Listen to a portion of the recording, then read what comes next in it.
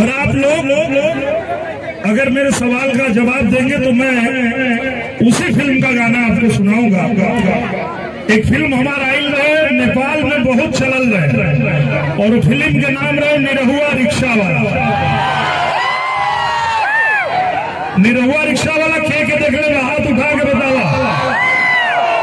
सब लोग देख ले बा। तब भोजपुरिया जवान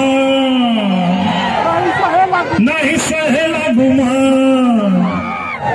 हमारे साथे गा के बतावा, तब ना हम जानब कि कौन लोग देख ले बड़ा।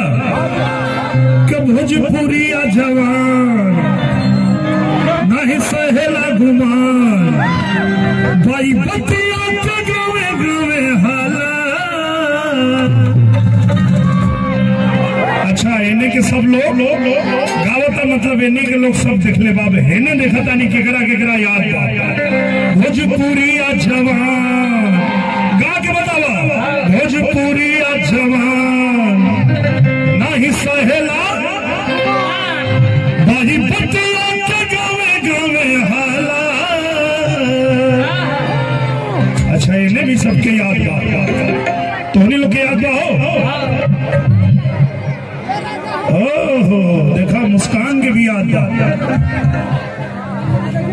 तो उन्हीं लोग तैयार बड़ा भैया, पक्का। भोजपुरिया जवान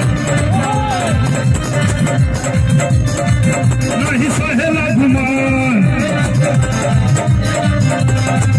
भोजपुरिया जवान नहीं सहेला गुमान, भोजपुरिया जवान नहीं सहेला गुमान। भाई बतिया गावे गावे हाला।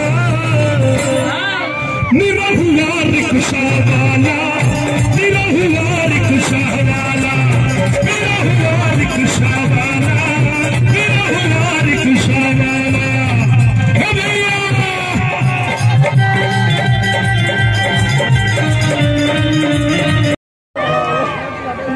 अरुआ से आपन का परिचय बताई,